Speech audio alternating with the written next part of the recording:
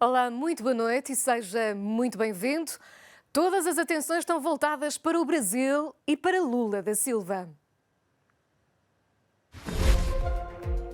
Decisão do Supremo Tribunal Federal abriu as portas da prisão ao ex-presidente do Brasil, detido desde abril do ano passado. Encontro de Mike Pompeo com Angela Merkel antes das celebrações dos 30 anos da queda do Muro de Berlim. Turquia vai devolver terroristas do Daesh aos países de origem. O processo de repatriamento começa na próxima semana.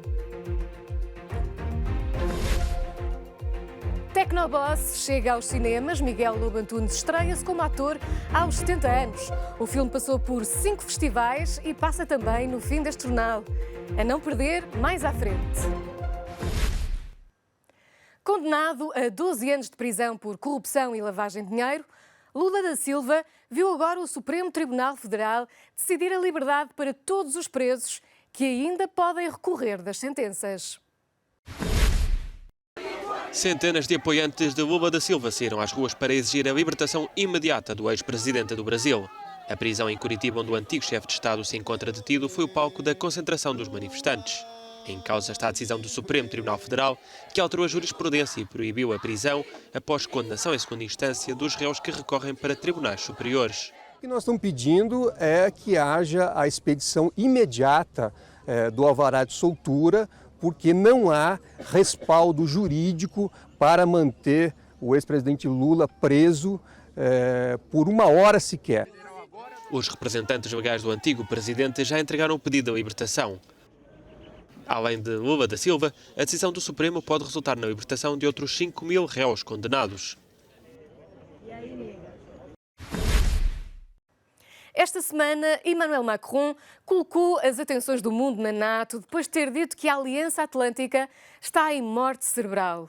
Em resposta, Mike Pompeo elogiou o trabalho feito, mas diz que a organização deve mudar para não correr o risco de ficar obsoleta. Depois da chanceler alemã dizer que não concorda com a visão radical do presidente francês, que considera que a NATO está em morte cerebral, foi vez do secretário de Estado norte-americano elogiar a Aliança Atlântica. Em Berlim, Mike Pompeo afirmou que a organização continua a ser crucial e é uma das parcerias estratégicas mais relevantes de sempre. Mas no futuro são precisas mudanças. A NATO corre sempre o risco de se tornar obsoleta. Não por causa da parceria, não por causa dos compromissos políticos. Se os países acreditarem que podem obter os benefícios da segurança sem fornecer à NATO os recursos de que a organização necessita, se não cumprirem os seus compromissos, existe o risco de a NATO se tornar ineficaz ou obsoleta. Mike Pompeo está em Berlim para participar nas comemorações dos 30 anos da queda do muro. Esta sexta-feira encontrou-se com a chanceler alemã. Depois do encontro, Angela Merkel sublinhou a vontade de continuar a trabalhar com os parceiros internacionais.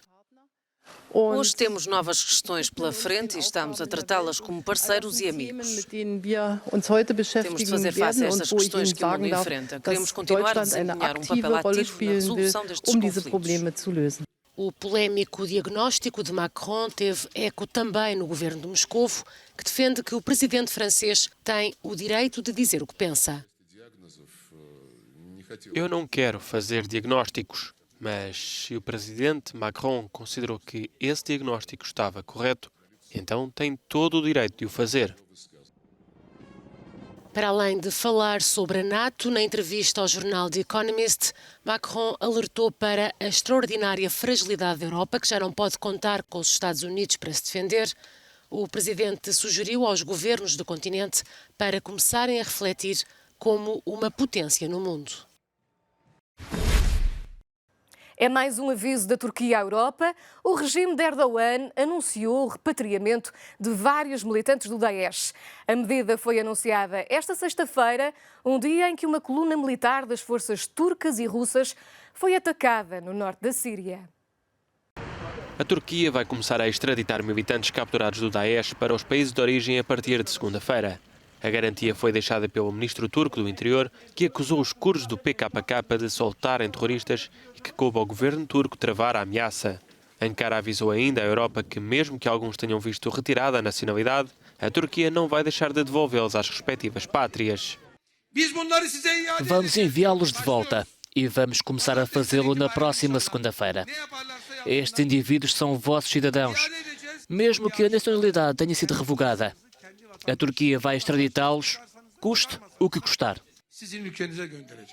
Entretanto, esta sexta-feira, uma coluna militar das forças turcas e russas foi atacada com pedras por curdos sírios que protestavam contra as patrulhas na cidade de Al-Malikia. Esta foi a terceira ação de patrulha conjunta dos dois países no norte da Síria, ao abrigo do acordo estabelecido para afastar as milícias curdas da fronteira. Segundo as imagens da televisão estatal da Rússia, o exército enviou ainda helicópteros para vigiar o território, numa manobra que terá tido também o apoio de drones. As patrulhas servem para a Turquia assegurar que os combatentes curdos sírios deixaram a fronteira. A ilha grega de Samos continua a receber refugiados e imigrantes, mas há muito que o campo está sobrelotado e as unidades de saúde não conseguem dar resposta. Enquanto o novo centro não está concluído, o governo grego vai transferindo pessoas para o continente. A situação na ilha grega de Samos é dramática. Cerca de 6.500 refugiados e imigrantes lutam pela sobrevivência num campo de refugiados que devia alojar 10 vezes menos pessoas. Há falta de condições sanitárias e o hospital local não consegue responder às necessidades, que não param de aumentar.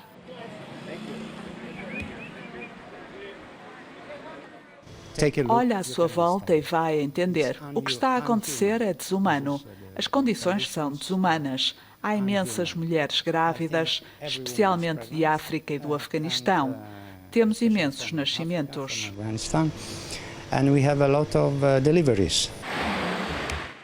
As autoridades prevêem que a construção do centro para refugiados perto de Mitilínio esteja concluída daqui a 3 meses.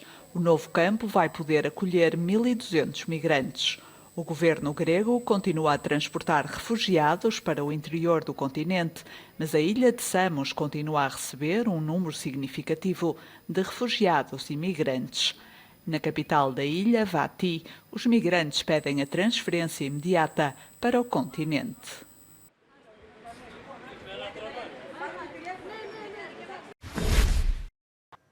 Foi encontrado um bebê recém-nascido num contentor do lixo em Lisboa.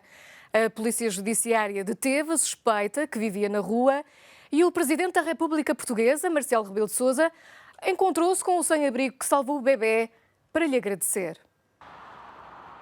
O caso tem abalado Portugal. Um bebê recém-nascido foi abandonado no lixo, no centro de Lisboa.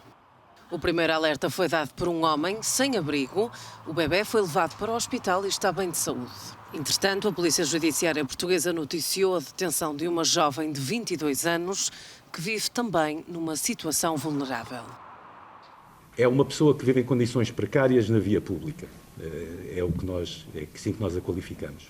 É uma pessoa que não tem antecedentes policiais nem criminais e que, na sequência de uma gravidez que teve e que nunca declarou nem manifestou a ninguém, veio a ter o parto e depois a abandonar o recém-nascido nas condições que são publicamente conhecidas. No momento da detenção, a jovem não terá resistido, estava consciente, não apresentava qualquer alteração do estado emocional, nem sinais de consumo de estupefacientes.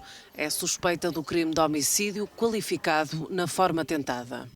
O bebê, neste momento, está saudável, alimentado exclusivamente, está com uma proteção antibiótica que se manterá talvez um dia ou 2 mais, até a garantir que não está infectado, e de resto está bem. Um bebê que, não sabendo o que se passou, ninguém diria que lhe aconteceu nada. Perante o caso, o presidente português Marcelo Rebelo de Sousa deixou um alerta para questões que, como diz, são demasiado intensas. Chama a atenção para realidades sociais que são muito fortes. É muito forte a situação de sem-abrigo. É muito forte a realidade da maternidade, que se sabe também de alguém que é sem abrigo, e uma maternidade sofrida ao ponto de haver aquela situação que todos conhecem. É muito forte haver também um sinal de esperança no sentido da salvação daquela criança. A jovem foi presente esta sexta-feira a primeiro interrogatório judicial. Quanto ao pai, a PJ não revelou quaisquer detalhes, além de que este não se encontra na região de Lisboa.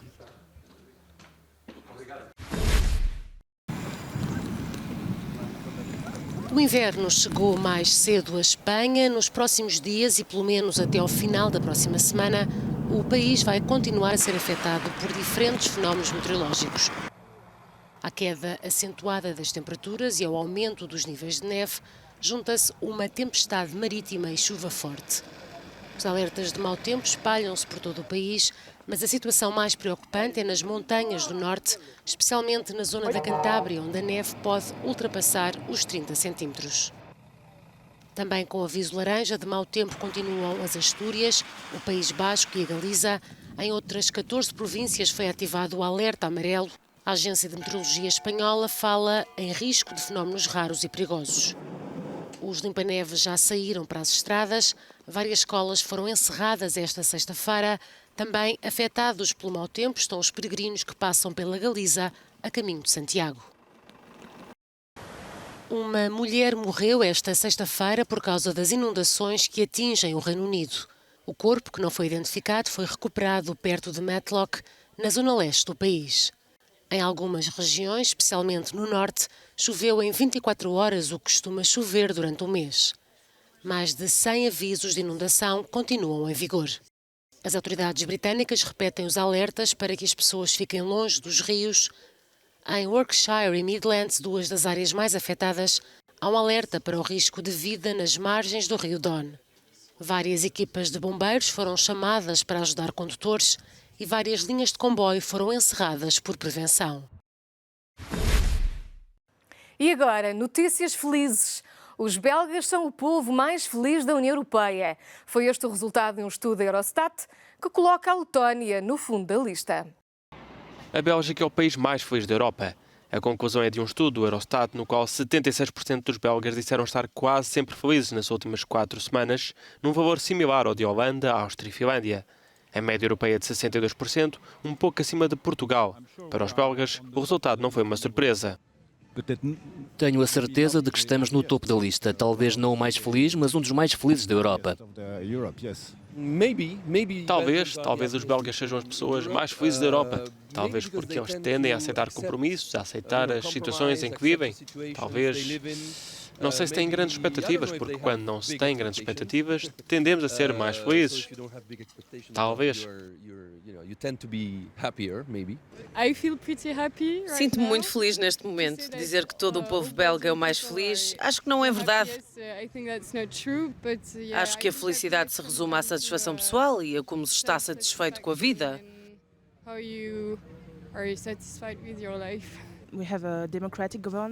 Temos um governo democrático, não é o caso de muitos países no mundo. Sim, temos a sorte de poder dizer o que queremos, sair para a cadeia ou algo do género. É claro que temos sorte, mas talvez não saibamos. E terminamos na cadeira do cinema. O filme Technoboss é considerado um belo retrato do envelhecimento e pisca o olho ao humor dos pequenos absurdos. Miguel Lobo Antunes interpreta um homem em trânsito e a caminho da reforma. Então o Sr. Luís acha que lá porque me encontrou outra vez tem o direito de me perguntar pela vida. Miguel Lobo Antunes esperou pelos 70 anos para começar uma carreira de ator. Estreou-se agora em Technoboss, o novo filme de João Nicolau, em que interpreta um representante comercial à beira da reforma que se apaixona pela recepcionista de um hotel. O filme, que passou por 5 festivais e está agora em exibição em Portugal, tem o seu quê de romântico e também o seu quê de absurdo e surrealista. Tem, sobretudo, uma música que é difícil sair da cabeça.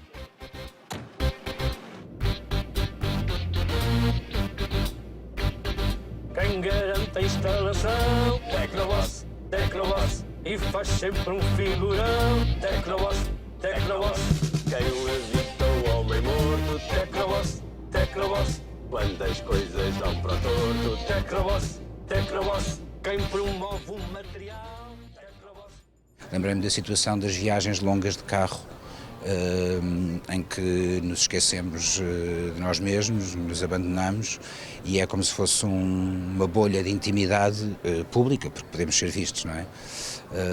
Essa foi a primeira, digamos, a primeira pedra de construção do filme se quisermos, quase um musical, quase um road movie, quase uma comédia romântica, sendo que se calhar tem algo de todos estes elementos e é uma proposta que se calhar não se enquadra bem em nenhum deles.